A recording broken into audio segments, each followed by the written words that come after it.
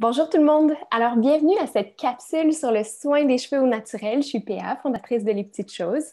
Je commence à la blague un petit peu, mais vous le voyez peut-être de vidéo en vidéo. Moi, j'ai pas un talent particulier pour les soins des cheveux, ou en tout cas, j'ai pas un talent particulier pour la mise en pli.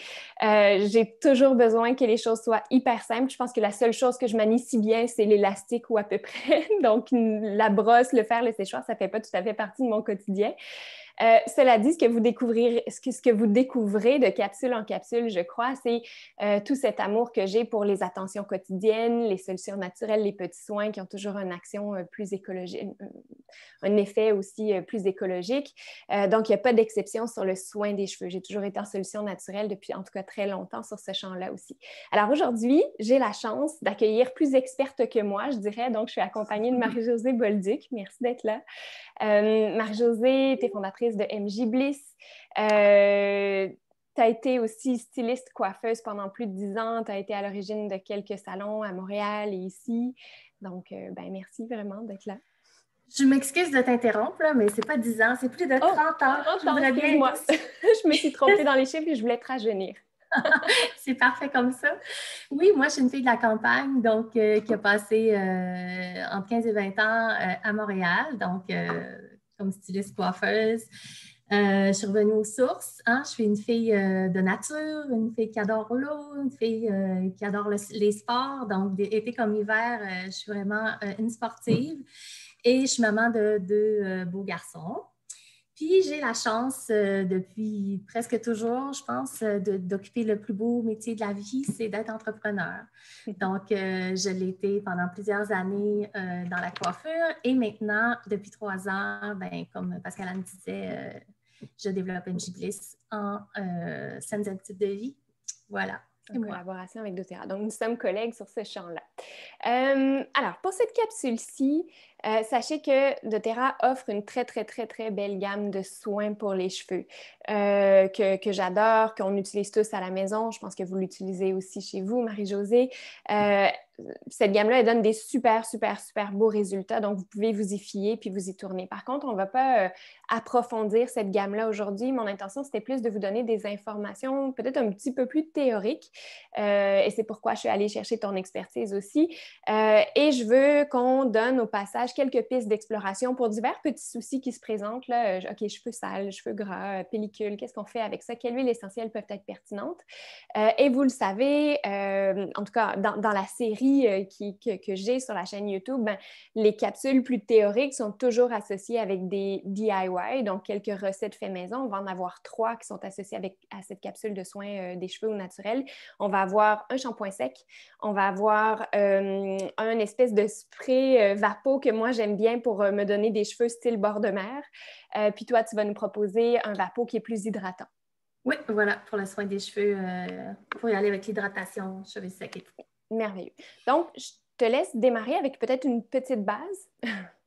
Oui, ben dans le fond, il faut savoir que les cheveux, tout comme la peau, hein, c'est un peu le reflet de notre santé globale. Mhm. Il y a beaucoup de choses qui peuvent influencer la qualité de nos cheveux. Donc, l'équilibre hormonal joue un rôle vraiment fort.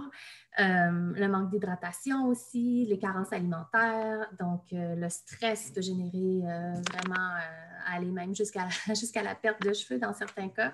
Le manque de sommeil, le soleil, les traitements chimiques. Puis là, par là, je parle de mèches, de coloration, de permanentes, même si on en entend moins parler.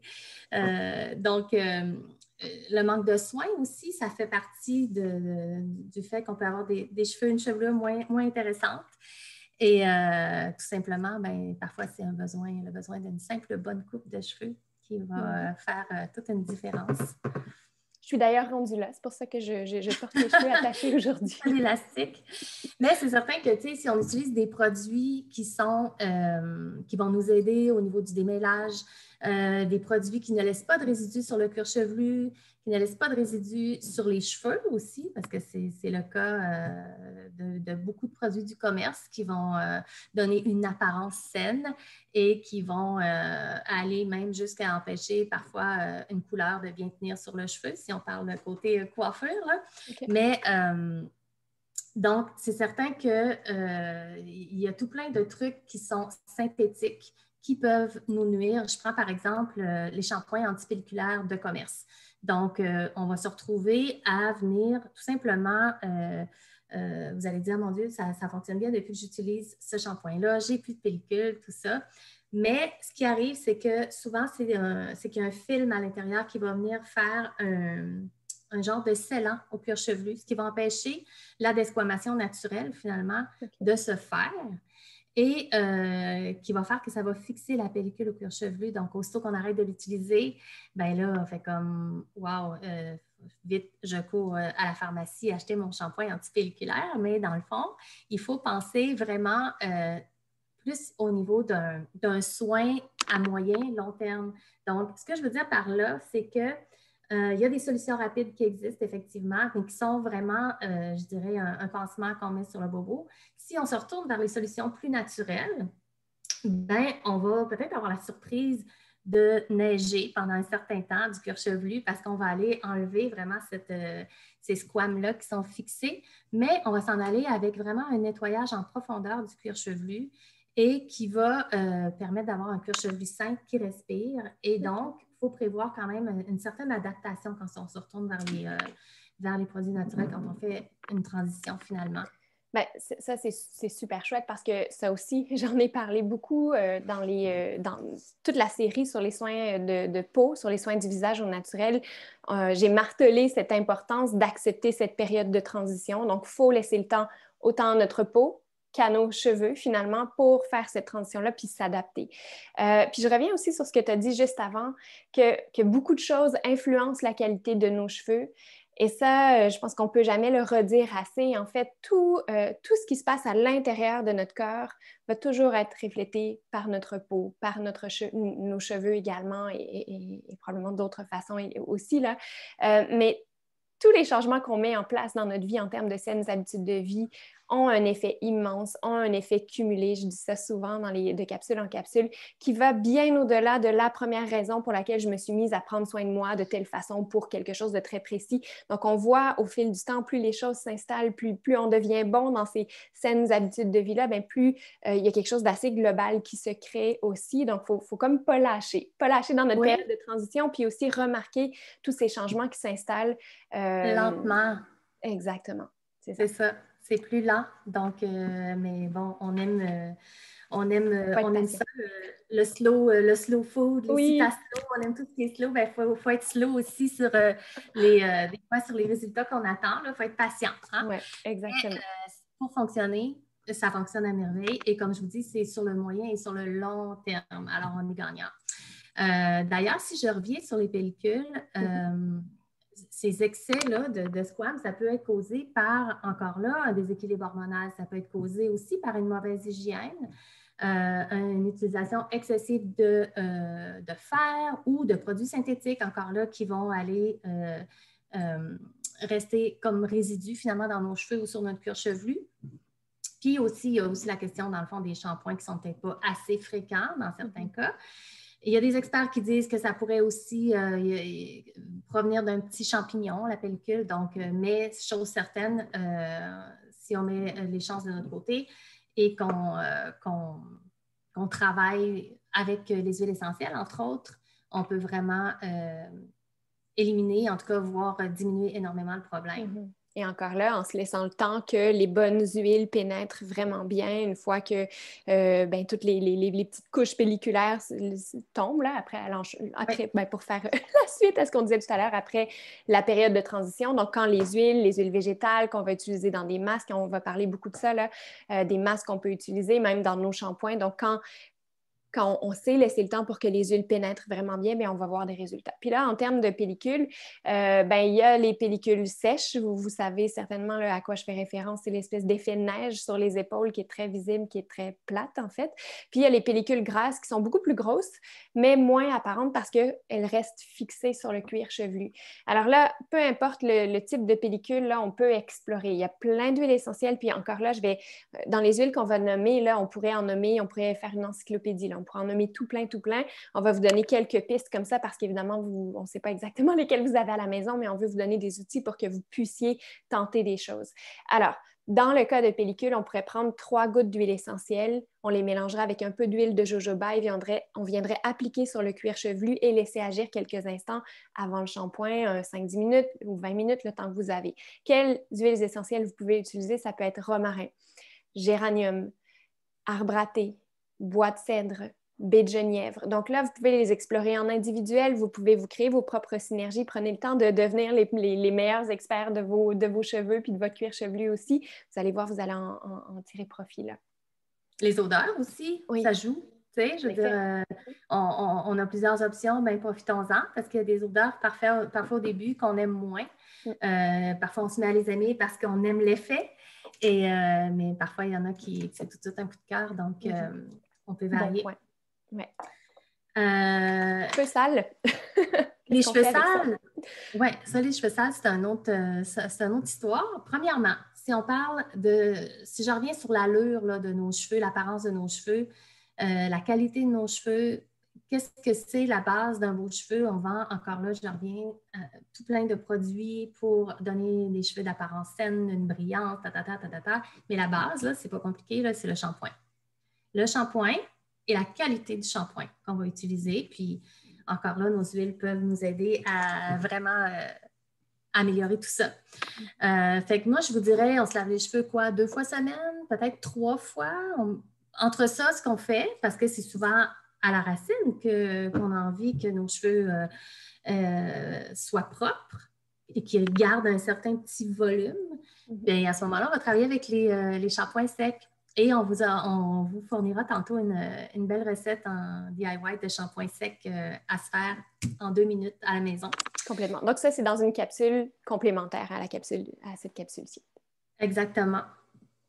Donc, pour nettoyer les cheveux, je ne sais pas si je le dis tout de suite, il y a des huiles qui ont des propriétés qui sont plus nettoyantes. Donc, qu'est-ce qu'on peut faire? On peut tout simplement les ajouter à notre shampoing. Puis là, on peut penser à toutes les huiles essentielles d'agrumes, citron, mandarine verte, lime, et autres. Mais on peut aussi penser à des synergies qui contiennent beaucoup d'agrumes, donc Citrus Bliss, Purify. Donc, vous pouvez explorer avec ça, rajouter au moment où vous lavez les cheveux, vous mettez votre quantité de shampoing, puis on rajoute une petite goutte tout simplement.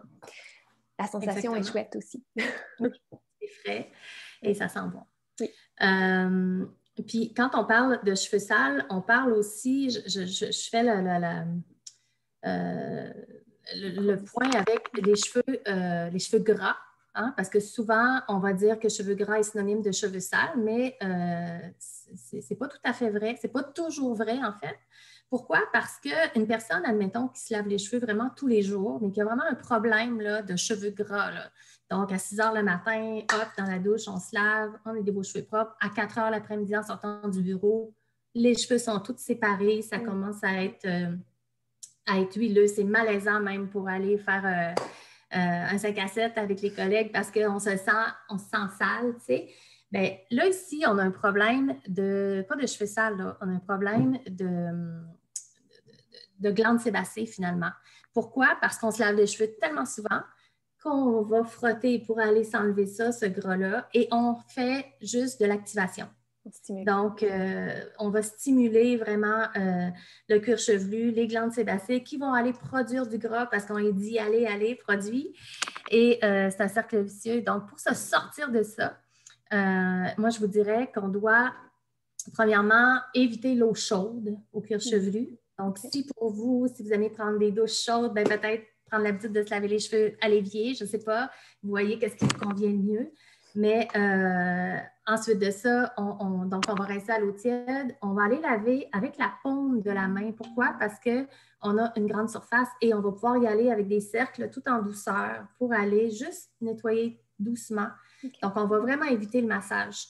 Et on va rincer à l'eau fraîche. Et si on est capable de se rendre à l'eau froide, ben c'est merveilleux parce que ça va aller refermer les pores et ça va vraiment éviter justement de trop faire travailler les glandes sébacées. Okay. Fait que c'est... Il y a aussi, tu sais, des huiles. Je ne sais pas si tu veux en parler, Pascaline, les huiles qu'on pourrait mettre dans les shampoings. Donc, quand on a le cheveu à tendance grasse, ben, on peut ajouter du citron. On peut revenir avec le citron. Les cèdres aussi sont super intéressants. Je pense au bois de cèdre. Je pense à l'arbor vitae, qui est le cèdre rouge de Colombie-Britannique, qu'on appelle aussi l'arbre de vie. Il y a le romarin, il y a le petit grain, il y a la citronella, parce qu'il y a lemongrass et citronella. Donc, la citronella peut être super intéressante aussi. Voilà.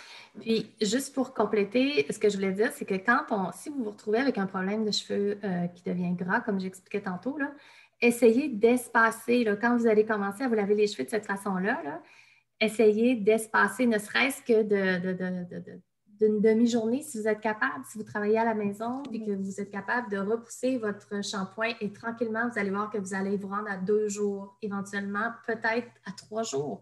Mais on veut au moins se rendre à 2 jours d'écart là, entre chaque shampoing. Parce que techniquement, ce serait quoi? Ce serait un lavage, deux lavages par semaine, mettons, pour les cheveux? Oui, Okay. Comme je disais tantôt, là, 2 fois, okay. 3 max, puis entre ça, on utilise les shampoings secs si on veut aller vraiment assécher la racine. Okay. Donc, pour ces personnes-là aussi, c'est merveilleux. Là, les shampoings secs, c'est extraordinaire. Ouais. Il y a aussi l'autre problème, à l'opposé, les cheveux secs. Donc, les cheveux secs ou frisés, souvent les cheveux frisés sont secs.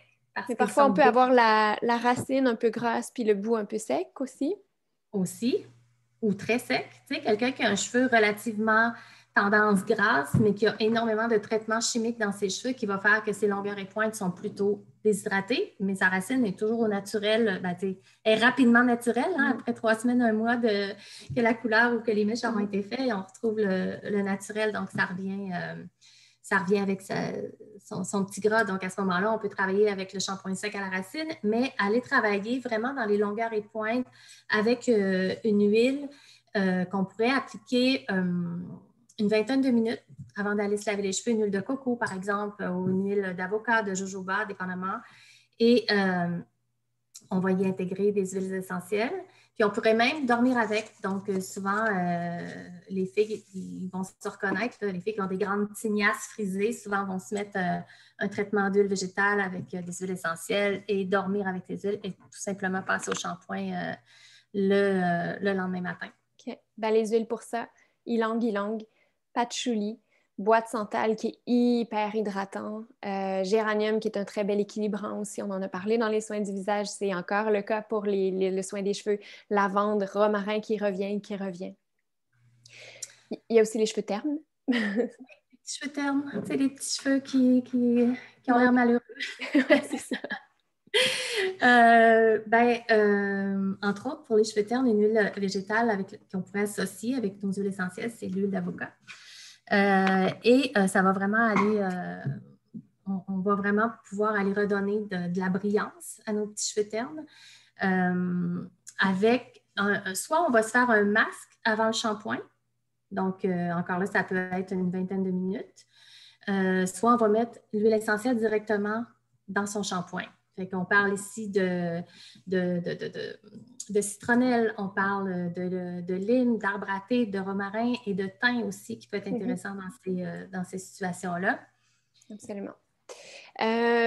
On finit, je pense, non, il reste 2, 3 petits soucis. Un grand quand même, la perte de cheveux. Donc, on va parler de perte de cheveux et de stimulation de la pousse.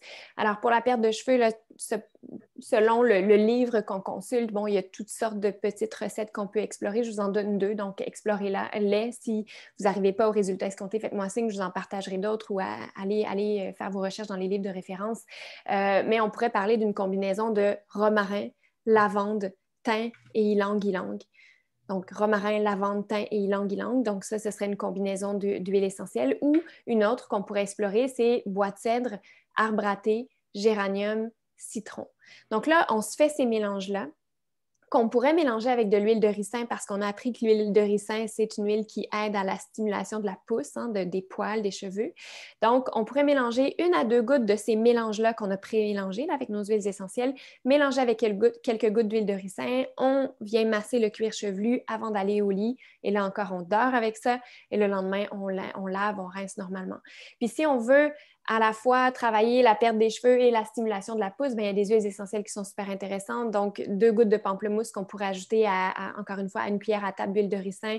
On mélange, on masse le cuir chevelu, toujours en mouvement circulaire. Et c'est peut-être là où on a envie de venir stimuler là, avec nos petits doigts et plus seulement avec la paume de la main, mais vraiment stimuler avec le bout des doigts.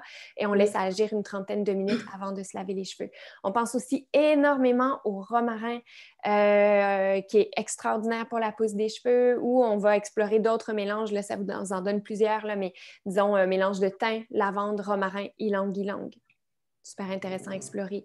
Bois de cèdre, sauge clarée, géranium, ou encore gingembre, citron, pamplemousse. Donc, si jamais je suis allée trop vite, faites pause, reculez à la vidéo, vous avez l'option de faire ça. Puis on termine les petits soucis avec démangeaisons ou cuir chevelu irrité. Qu'est-ce que tu dirais dans ces cas-là? Bien, encore là, moi, je dirais on peut y aller avec une goutte d'huile essentielle directement sur la zone qui pique, ou bien mettre, même que moi, je privilégie les deux. Là. Quand on a un cuir chevelu irrité ou qui démange, on met automatiquement une goutte dans son shampoing d'huile essentielle et on peut choisir. Là, on peut y aller avec l'amande poivrée qui va être très fraîche. On peut y aller avec la lavande qui va être plus florale. Donc, quand on se lave les cheveux, ça peut être intéressant aussi. Le bois de cèdre, le bois de santal, le romarin, l'arbre à thé. Et au niveau de l'irritation, moi, j'aime beaucoup l'encens. Donc, que je vais aller appliquer là, directement sur le cuir chevelu. Oui. Ben, les cèdres, le bois de cèdre est aussi extraordinaire là, pour les petites plaques de peau sèche. Puis, donc, encens, bois de cèdre. Super. Donc là, on a nommé plusieurs huiles essentielles. Donc, si on avait à faire un petit wrap-up des principales qui reviennent, je vous en nomme quelques-unes, là, puis je fais un rappel de leurs propriétés. On va terminer la capsule comme ça. Donc, évidemment, il y en a plus que ça, mais je vous donne les principales que moi, j'aimerais avoir sous la main, disons, pour travailler là, en prévention sur tous ces champs-là éventuellement. Lavande. Donc, lavande, non seulement va aider à repousser les indésirables, ce qui n'est pas mauvais, peut nous aider en cas de démangeaison, on vient juste de le voir, peut nous aider en cas de cheveux secs ou fragiles, même de chute de cheveux qui seraient liés au stress, parce qu'on le sait, la lavande va nous aider à nous apaiser, à nous calmer. Donc, vous savez qu'il y a un impact de l'huile essentielle sur la zone appliquée, mais que l'huile essentielle ne va pas rester là, elle va pénétrer, elle va avoir un effet qui est beaucoup plus vaste que ça. Lavande va être utile aussi pour les pellicules. Romarin qui est revenu et qui est revenu et qui est revenu. Cheveux gras, cheveux secs, cheveux fragiles, perte de cheveux, pellicule. Donc, ça, c'est une belle huile à avoir. On parlait des bois de cèdre, des cèdres. Donc, bois de cèdre, en effet, pour les cheveux fragiles, les cheveux gras, la pousse des cheveux, les démangeaisons, les pointes fourchues, les plaques de peau sèche, les pellicules. Dans les cèdres, je vous ai mentionné aussi l'arbor vitae. ARBORVITAE, parce que c'est peut-être un peu plus complexe de savoir comment ça s'écrit. Donc, arbor vitae, cheveux gras, perte de cheveux, plaques de peau sèche, bois de santal aussi, qui est tellement, tellement une belle huile. C'est un grand hydratant, je l'ai dit tout à l'heure. Donc, pour un cuir chevelu sec, des cheveux plus fragiles. Puis en plus, ça va jouer sur votre équilibre émotionnel. Donc, il y a tout ça aussi. Le ylang-ylang qui revient pour la perte des cheveux, la stimulation de la pousse qui va aider au niveau de l'équilibre hormonal, comme le géranium. Géranium qui va être utile pour les cheveux cassants, les cheveux fragiles, les cheveux secs comme les cheveux gras, puisque je vous ai dit qu'il était un équilibrant aussi. Va équilibrer tous les glandes sébacées, etc. Va aider au niveau des pellicules sèches. Bon, en plus, c'est un super parfum. Moi, j'adore le géranium, donc quand on le porte dans nos cheveux, ça parfume super bien également. Donc, on va terminer la capsule plus théorique, disons, sur ça. Et je vous invite à regarder les 3 capsules complémentaires avec des petites recettes DIY simples, simples, simples. Là, c'est vraiment pas compliqué. On va avoir donc le shampoing sec, on va avoir le vaporisateur hydratant, puis un vaporisateur pour se donner un effet d'été là, à l'année longue, disons, pour avoir des cheveux style bord de mer. Merci infiniment, Marie-Josée. Ça fait plaisir. Je veux juste rajouter que oui, vos cheveux, tu disais de mettre une petite goutte de géranium. Utilisez-les comme diffuseur, vos cheveux, c'est extraordinaire. Ils vous suivent partout. Exact. Laquelle? Donc, c'est une belle façon de se parfumer naturellement. Très belle finale. Donc, on se retrouve avec les capsules DIY.